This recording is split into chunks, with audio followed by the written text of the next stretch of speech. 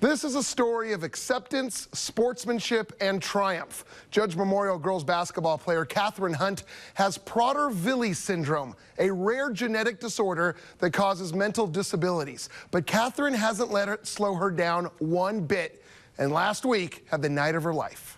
Catherine Hunt has been an inspiration for the Judge Memorial girls basketball team all season long. Before every game, she always gives us a motivational talk reminds us how hard we have to work. She's got a little spunk to her, so she's always like, yeah, I hit that, don't worry about it. Well, what do you expect from the prom queen? Senior night. Catherine, a senior, was told she was going to make her first career start against Union. She came into the gym that night and told me she was ready to hit some jumpers. She hadn't hit that many this year. She planned on hitting multiple that night. I just came right out and just made my last home game the best. Before the game, both coaches agreed Catherine would be allowed to make the first basket of the game. She did, a three-pointer. Everyone was ecstatic. We were all standing and cheering, and whenever Catherine goes in, it's just a huge euphoria. Then in the final minutes, euphoria turned into pandemonium, with the Union players showing incredible sportsmanship, allowing Catherine to shoot. She made not one, not two, not three, but 4 3-pointers in a row. The place went wild. I mean, if you can see the stands here, our boys that weren't playing, that had come in from practice, are chest bumping each other. Our girls, I had to try and keep them off the floor. Their players were cheering. It was just crazy that it was going so wild. Did you think you could make a crowd get that loud? No. It was a night nobody there will ever forget. It made me so happy. I wanted to cry. I was proud to be a part of the moment, period. I let their coach and their players know how much I respected them as individuals. Any time anyone can see someone as dedicated, as inspirational as Catherine, you can't help but not only smile, but be, personally affected by it. She can shoot. Oh, my. We were out of practice and she was just draining threes. And what sportsmanship by Union as well. Got to give them credit for allowing her to experience that. Just an incredible, incredible moment. Don't just play the video game, live it. Utah's Ronnie Shalvis is the star of this recreation of the extremely popular video game Assassin's Creed.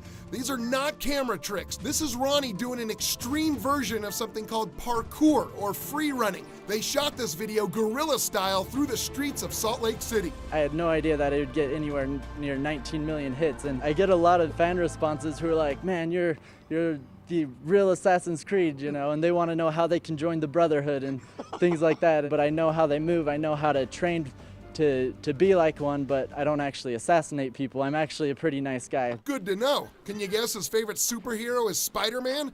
Now, free running takes a tremendous amount of athleticism and a slightly different perspective. Most people want to just take the stairs, follow paths. The goal in parkour and free running is that you aren't confined by paths. Everywhere I look is like a playground. So I'll climb walls, I'll jump off of walls, I'll throw in flips to add some style or just make it fun. You really see the extreme side of things, but what you don't see is that there's actually a very progressive training to it. You start with small, simple things that even anyone could do. Well, almost anyone.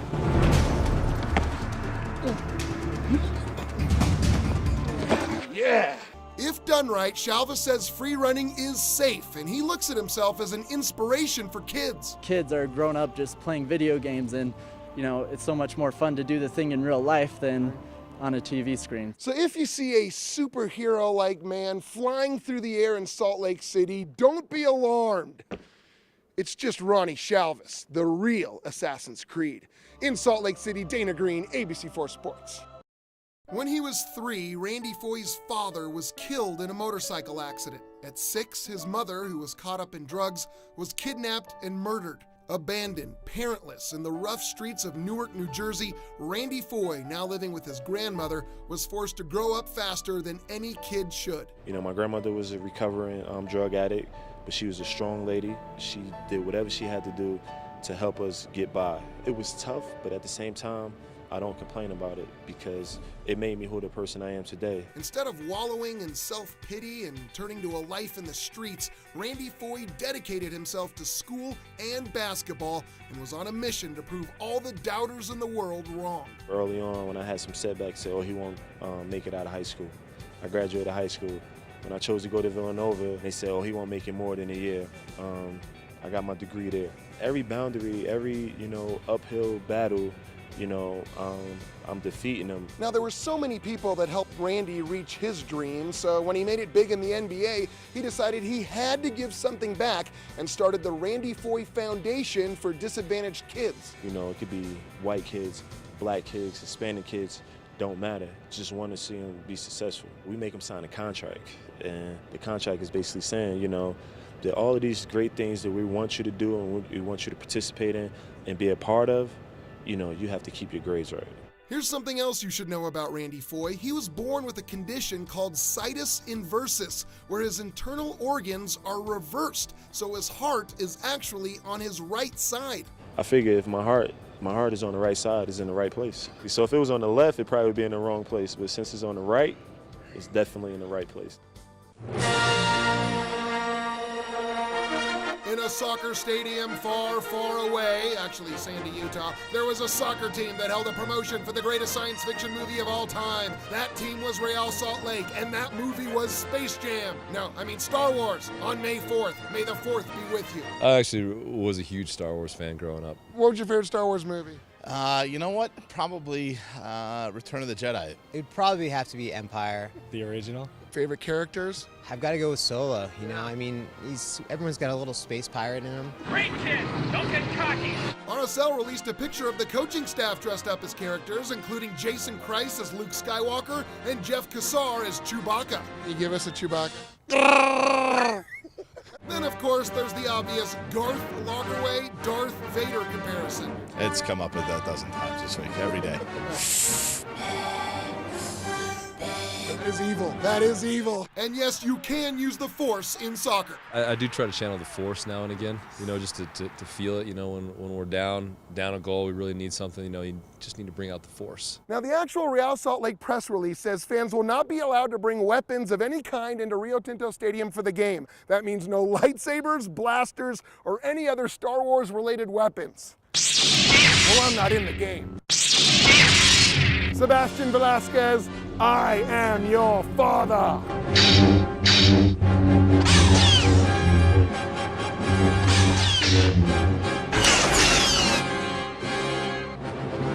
May the 4th be with you. U.S. figure skater Brianna Hatch was driving home on I-15 last month when a car swerved into her lane. She hit the barrier and flipped over multiple times. I hit the barrier at full speed, and then my car continued to roll and rotate a couple times and skidded across upside down, and that's where the car stopped, and then the engine began to catch fire and there was smoke in the car. And that's when I first met Aaron. The only thing I could think of at the moment was, to stop and help. Utah Blaze wide receiver Aaron LeSueur was driving home from practice, saw the accident, pulled over, helped drag Brianna out of the car, which was beginning to catch fire, got a fire extinguisher, and put the flames out. But at that moment, there was no hesitation at all. It was, someone needed help, and so that's, you go do what the best that you can. I was really shaking a lot, I remember that, and I reached out for some support and comfort, and I grabbed Aaron's hand and I squeezed it tight, and that's when I kind of calmed down a little bit. Miraculously, Brianna survived. She did suffer injuries to her shoulder, sternum, and ribcage, but plans on competing again next year. She and Aaron have become good friends, and she's even teaching him how to ice skate. I had no idea who he was. It wasn't until he had found me on Facebook and we started talking and writing to each other that I realized who this amazing guy is and that we had so much in common being athletes. To be able to connect with someone and become so close to them so quickly, I think when you have that moment with someone where they're in your arms and you don't know whether they're going to live or die and they're holding your hand, you have a special, unique bond. Aaron LeSueur doesn't consider himself a hero. He said he just did what he thought was necessary. But while his actions may have saved Brianna's life, he says he's learned more from her. I felt like she was just as much of an angel to me that she felt we were to her, because oftentimes you get caught up in life just going throughout the day-to-day routine and forget how special and fragile life is. I am so lucky that I was able to walk away from the accident as I did, and that I get to have so many more days ahead of me, and I hope that, you know, I can be like him someday to somebody else that needs me. Dana Greene, ABC4 Utah Sports. Michael Hubbs has been deaf since birth. He has 80% hearing loss. But in the solitary sport of speed skating, Hubbs hasn't let that slow him down one bit. You should never let anyone take away your dream. If you have a dream, you should go for it. You have to keep fighting for your dream. It's never easy. It wasn't easy for Michael. After his father forced him to give up skating to attend a school for the deaf, Michael fell into the wrong crowd and got into trouble with drugs and the law. I was leading a troubled life, and I realized that it's not worth it. So after a 10-year break from speed skating, a friend inspired Hubbs to lace up the skates again and make a run at the Olympic team. How badly did Michael want to realize his dream? Well, 3 years ago, he sold everything he had, his car, his TV, his bed, bought a one-way ticket to Salt Lake City and moved here to train full-time. That showed how much that I really wanted it. My favorite word is focus. I decided to come back. I wanted to finish my dream. Hubbs can hear the starting gun and says his impairment actually makes him more focused. At 30, he realizes that it's a long shot to make the 2014 Olympic team, but just trying is inspiring deaf kids all over the country. And if he does become the first deaf Olympic speed skater, that would mean a lot to me. I would be thinking, wow, all my hard work has paid off, and it would touch my heart. In Kearns, Dana Greene, ABC4 Sports.